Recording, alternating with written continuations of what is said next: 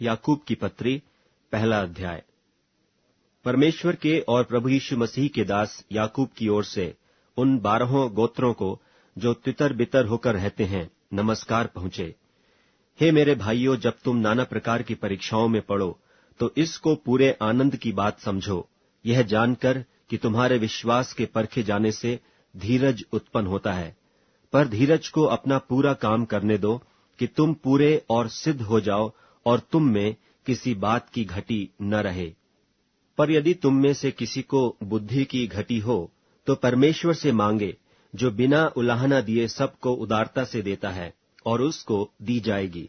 पर विश्वास से मांगे और कुछ संदेह न करे, क्योंकि संदेह करने वाला समुद्र की लहर के समान है, जो हवा से बहती और उछलती है।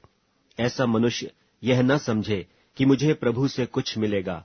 वह व्यक्ति दुचित्ता है और अपनी सारी बातों में चंचल है। दीन भाई अपने ऊंचे पद पर घमंड करे और धनवान अपनी नीच दशा पर, क्योंकि वह घास के फूल की नाई जाता रहेगा। क्योंकि सूर्य उदय होते ही कड़ी धूप पड़ती है और घास को सुखा देती है, और उसका फूल झड़ जाता है और उसकी शोभा जाती रहती है। उसी प्रकार धनवान भी अपने मार्ग पर चलते चलते धूल में मिल जाएगा। धन्य है वह मनुष्य जो परीक्षा में स्थिर रहता है, क्योंकि वह खरा निकलकर जीवन का वह मुकुट पाएगा जिसकी प्रतिज्ञा प्रभु ने अपने प्रेम करने वालों को दी है। जब किसी की परीक्षा हो तो वह यह न कहे कि मेरी परीक्षा परमेश्वर की ओर से होती है, क्योंकि न तो बुरी बातों से परमेश्वर की परीक्षा हो सकती है और न वह किसी की परीक्षा आप करता है, परंतु प्रत्येक व्यक्ति अपनी ही अभिलाषा से खींचकर और फंसकर परीक्षा में पड़ता है। फिर अभिलाषा गर्भवती होकर पाप को जनता है, और पाप जब बढ़ जाता है तो मृत्यु को उत्पन्न करता है। हे मेरे प्रिय भाइयों, धोखा न खाओ, क्योंकि हर एक अच्छा वरदान और हर एक उत्तम दान ऊपर ही से है और ज्योतियों के पिता की ओर से मिलता है, जिसमें न तो कोई परिवर्तन हो सकता है और न अदल बदल के कारण उस पर छाया पड़ती है। उसने अपनी ही इच्छा से हमें सत्य के वचन के द्वारा उत्पन्न किया, ताकि हम उसकी सृष्टि की हुई वस्तुओं में से एक प्रकार के प्रथम फल हों। हे मेरे प्रिय भाइयों, यह बात तुम जानते हो, इसलिए हर एक मनुष्य सुनने के लिए तत्पर और बोलने में धीरा और क्रोध में धीमा हो, क्योंकि मनुष्य का क्रोध परमेश्वर के धर्म का निर्वाह नहीं कर सकता। इसलिए सारी मलिनता और बैर भाव की बढ़ती को दूर करके उस वचन को नम्रता से ग्रहण कर लो, जो हृदय में बोया गया और जो तुम्हारे प्राणों का उद्धार कर सकता है। परंतु वचन पर चलने वाले बनो, और केवल सुनने वाले ही नहीं, जो अपने आप को धोखा देते हैं। क्योंकि जो कोई वचन का सुनने वाला हो और उस पर चलने वाला न हो, तो वह उस मनुष्य के समान है जो अपना स्वाभाविक मुंह दर्पण में देखता है, इसलिए कि वह अपने आप को देखकर चला जाता और तुरंत भूल जाता है कि मैं कैसा था। पर जो व्यक्ति स्वतंत्रता की सिद्ध व्यवस्था पर ध्यान करता रहता है, वह अपने काम में इसलिए आशीष पाएगा कि सुनकर भूलता नहीं, पर वैसा ही काम करता है। यदि कोई अपने आप को भक्त समझे और अपनी जीभ पर लगाम न दे, पर अपने हृदय को धोखा दे, तो उसकी भक्ति व्यर्थ है। हमारे परमेश्वर और पिता के निकट शुद्ध और निर्मल भक्ति यह है कि अनाथों और विधवाओं के क्लेश में उनकी सुधि लें और अपने आप को संसार से निष्कलंक रखें। याकूब की पत्री दूसरा अध्याय।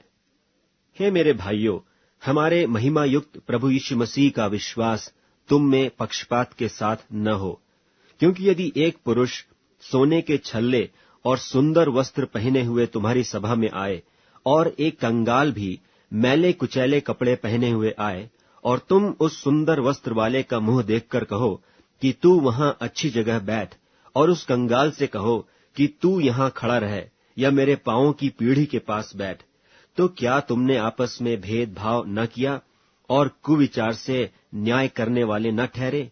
हे मेरे प्रिय भाइयों, सुनो, क्या परमेश्वर ने इस जगत के कंगालों को नहीं चुना कि विश्वास में धनी और उस राज्य के अधिकारी हों जिसकी प्रतिज्ञा उसने उनसे की है जो उससे प्रेम रखते हैं? पर तुमने उस कंगाल का अपमान किया। क्या धनी लोग तुम पर अत्याचार नहीं करते? और क्या वे ही तुम्हें कचहरियों में घसीट घसीट कर नहीं ले जाते? क्या वे उस उत्तम नाम की निंदा नहीं करते जिसके तुम कहलाए जाते हो? तो भी यदि तुम पवित्र शास्त्र के इस वचन के अनुसार कि तू अपने पड़ोसी से अपने समान प्रेम रख, सचमुच उस राज्य व्यवस्था को पूरी करते हो, तो अच्छा ही करते हो।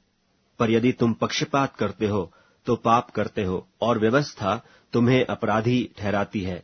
क्योंकि जो कोई सारी व्यवस्था का पालन करता है, परंतु एक ही बात में चूक जाए, तो वह सब बातों में दोषी ठहरा। इसलिए कि जिसने यह कहा कि तू व्यभिचार न करना, उसी ने यह भी कहा कि तू हत्या न करना। इसलिए यदि तूने व्यभिचार तो नहीं किया, पर हत्या की, तो भी तू व्यवस्था का उल्लंघन करने वाला ठहरा। तुम उन लोगों की नाई वचन बोलो और काम भी करो जिनका न्याय स्वतंत्रता की व्यवस्था के अनुसार होगा, क्योंकि जिसने दया नहीं की उसका न्याय बिना दया के होगा। दया न्याय पर जयवंत होती है। हे मेरे भाइयों, यदि कोई कहे कि मुझे विश्वास है पर वह कर्म न करता हो, तो उससे क्या लाभ? क्या ऐसा विश्वास कभी उसका उद्धार कर सकता है? यदि कोई भाई या बहन नंगे उघाड़े हों और उन्हें प्रतिदिन भोजन की घटी हो, और तुम में से कोई उनसे कहे, कुशल से जाओ, तुम गर्म रहो और तृप्त रहो, पर जो वस्तुएं देह के लिए आवश्यक हैं वह उन्हें न दे, तो क्या लाभ? वैसे ही विश्वास भी यदि कर्म सहित न हो तो अपने स्वभाव में मरा हुआ है। वरन कोई कह सकता है कि तुझे विश्वास है और मैं कर्म करता हूं, तू अपना विश्वास मुझे कर्म बिना तो दिखा, और मैं अपना विश्वास अपने कर्मों के द्वारा तुझे दिखाऊंगा। तुझे विश्वास है कि एक ही परमेश्वर है, तू अच्छा करता है। दुष्ट आत्मा भी विश्वास रखते और थरथराते हैं। पर हे निकम्मे मनुष्य, क्या तू यह भी नहीं जानता कि कर्म बिना विश्वास व्यर्थ है? जब हमारे पिता इब्राहिम ने अपने पुत्र इसहाक को वेदी पर चढ़ाया, तो क्या वह कर्मों से धार्मिक न ठहरा था? सो तूने देख लिया कि विश्वास ने उसके कामों के साथ मिलकर प्रभाव डाला है, और कर्मों से विश्वास सिद्ध हुआ। और पवित्र शास्त्र का यह वचन पूरा हुआ कि इब्राहिम ने परमेश्वर की प्रतीति की, और यह उसके लिए धर्म गिना गया, और वह परमेश्वर का मित्र कहलाया। सो तुमने देख लिया कि मनुष्य केवल विश्वास से ही नहीं, वरन कर्मों से भी धर्मी ठहरता है। वैसे ही राहाब वेश्या भी, जब उसने दूतों को अपने घर में उतारा और दूसरे मार्ग से विदा किया, तो क्या कर्मों से धार्मिक न ठहरी? निदान जैसे देह आत्मा बिना मरी हुई है, वैसा ही विश्वास भी कर्म बिना मरा हुआ है। याकूब की पत्री 3 अध्याय। हे मेरे भाइयों, तुम में से बहुत उपदेशक न बने, क्योंकि जानते हो कि हम उपदेशक और भी दोषी ठहरेंगे, इसलिए कि हम सब बहुत बार चूक जाते हैं। जो कोई वचन में नहीं चूकता, वही तो सिद्ध मनुष्य है, और सारी देह पर भी लगाम लगा सकता है।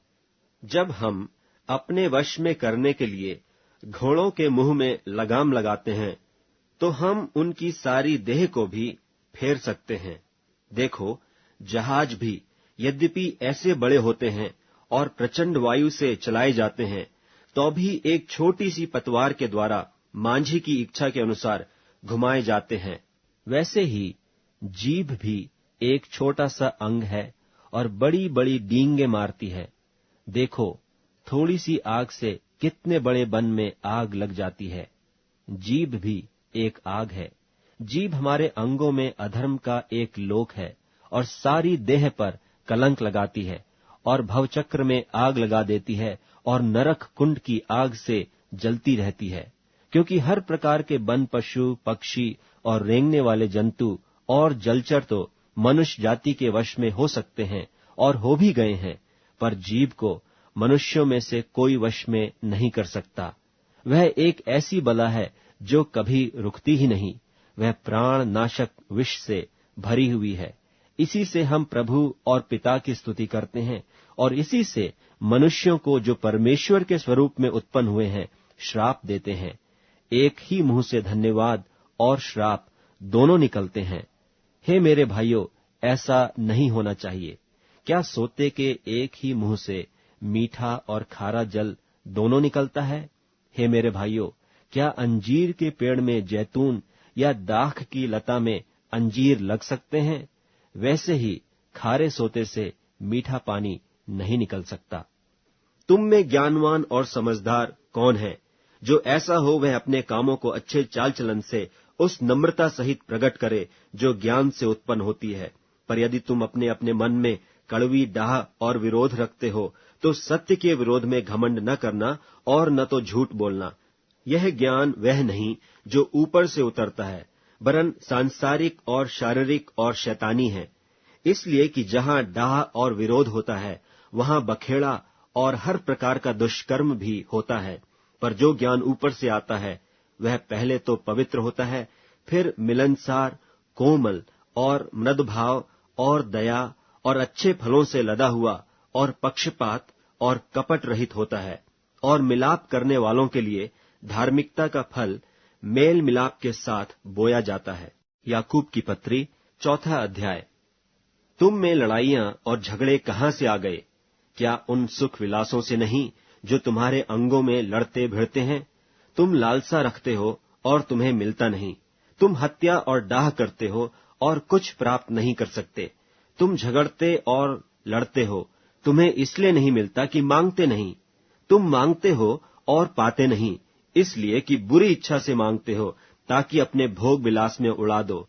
हे व्यभिचारिणियों, क्या तुम नहीं जानती कि संसार से मित्रता करनी परमेश्वर से बैर करना है? सो जो कोई संसार का मित्र होना चाहता है, वह अपने आप को परमेश्वर का बैरी बनाता है। क्या तुम यह समझते हो कि पवित्र शास्त्र व्यर्थ कहता है? जिस आत्मा को उसने हमारे भीतर बसाया है, क्या वह ऐसी लालसा करता है जिसका प्रतिफल डाह हो?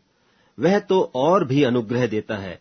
इस कारण यह लिखा है कि परमेश्वर अभिमानियों से विरोध करता है, पर दीनों पर अनुग्रह करता है।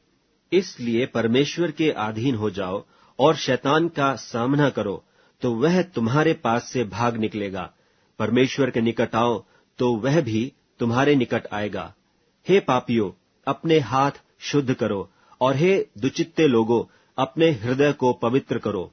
दुखी हो और शोक करो और रो। तुम्हारी हंसी शोक से और तुम्हारा आनंद उदासी से बदल जाए। प्रभु के सामने दीन बनो, तो वह तुम्हें शिरोमणि बनाएगा। हे भाइयों, एक दूसरे की बदनामी न करो। जो अपने भाई की बदनामी करता है या भाई पर दोष लगाता है, वह व्यवस्था की बदनामी करता है और व्यवस्था पर दोष लगाता है।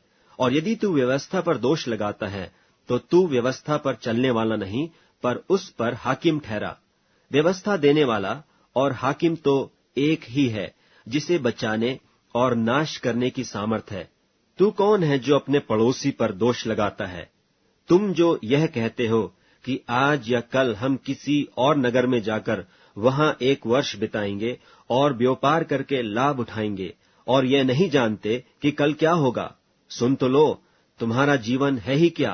तुम तो मानो भाप समान हो, जो थोड़ी देर दिखाई देती है, फिर लोप हो जाती है। इसके विपरीत तुम्हें यह कहना चाहिए कि यदि प्रभु चाहे तो हम जीवित रहेंगे और यह या वह काम भी करेंगे। पर अब तुम अपनी डींग पर घमंड करते हो। ऐसा सब घमंड बुरा होता है। इसलिए जो कोई भलाई करना जानता है और नहीं करता, उसके लिए यह पाप है। याकूब की पत्री 5वां अध्याय। हे धनवानों, सुन तो लो, तुम अपने आने वाले क्लेशों पर चिल्ला कर रो। तुम्हारा धन बिगड़ गया और तुम्हारे वस्त्रों को कीड़े खा गए। तुम्हारे सोने चांदी में काई लग गई है, और वह काई तुम पर गवाही देगी, और आग की नाई तुम्हारा मांस खा जाएगी। तुमने अंतिम युग में धन बटोरा है। देखो, जिन मजदूरों ने तुम्हारे खेत काटे, उनकी वह मजदूरी तो तुमने धोखा देकर रख ली है। चिल्ला रही है, और लमने वालों की दोहाई सेनाओं के प्रभु के कानों तक पहुंच गई है। तुम पृथ्वी पर भोग विलास में लगे रहे और बड़ा ही सुख भोगा। तुमने इस बध के दिन के लिए अपना हृदय का पालन पोषण करके मोटा ताजा किया। तुमने धर्मी को दोषी ठहराकर मार डाला, वह तुम्हारा सामना नहीं करता। सो हे भाइयों, प्रभु के आगमन तक धीरज धरो। देखो, गृहस्थ पृथ्वी के बहुमूल्य फल की आशा रखता हुआ प्रथम और अंतिम वर्षा होने तक धीरज धरता है। तुम भी धीरज धरो और अपने हृदय को दृढ़ करो, क्योंकि प्रभु का शुभागमन निकट है। हे भाइयों, एक दूसरे पर दोष न लगाओ, ताकि तुम दोषी न ठहरो। देखो, हाकिम द्वार पर खड़ा है। हे भाइयों, जिन भविष्यद्वक्ताओं ने प्रभु के नाम से बातें की, उन्हें दुख उठाने और धीरज धरने का एक आदर्श समझो। देखो, हम धीरज धरने वालों को धन्य कहते हैं। तुमने एयूब के धीरज के विषय में तो सुना ही है, और प्रभु की ओर से जो उसका प्रतिफल हुआ उसे भी जान लिया है, जिससे प्रभु की अत्यंत करुणा और दया प्रकट होती है। पर हे भाइयों, सबसे श्रेष्ठ बात यह है कि शपथ न खाना, न स्वर्ग की, न पृथ्वी की, न किसी और वस्तु की, पर तुम्हारी बातचीत हाँ की हाँ और नहीं की नहीं हो, कि तुम दंड के योग्य न ठहरो। यदि तुम में कोई दुखी हो तो वह प्रार्थना करे, यदि आनंदित हो तो वह स्तुति के भजन गाए। यदि तुम में कोई रोगी हो तो कलीसिया के प्राचीनों को बुलाए, और वे प्रभु के नाम से उस पर तेल मलकर उसके लिए प्रार्थना करें, और विश्वास की प्रार्थना के द्वारा रोगी बच जाएगा और प्रभु उसको उठाकर खड़ा करेगा। और यदि उसने पाप भी किए हों तो उनकी भी क्षमा हो जाएगी। इसलिए तुम आपस में एक दूसरे के सामने अपने अपने पापों को मान लो और एक दूसरे के लिए प्रार्थना करो, जिससे चंगे हो जाओ।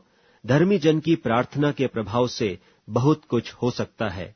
एलिय्याह भी तो हमारे समान दुख सुख भोगी मनुष्य था, और उसने गिड़गिड़ाकर प्रार्थना की कि मेंह न बरसे, और 3.5 वर्ष तक भूमि पर मेंह नहीं बरसा।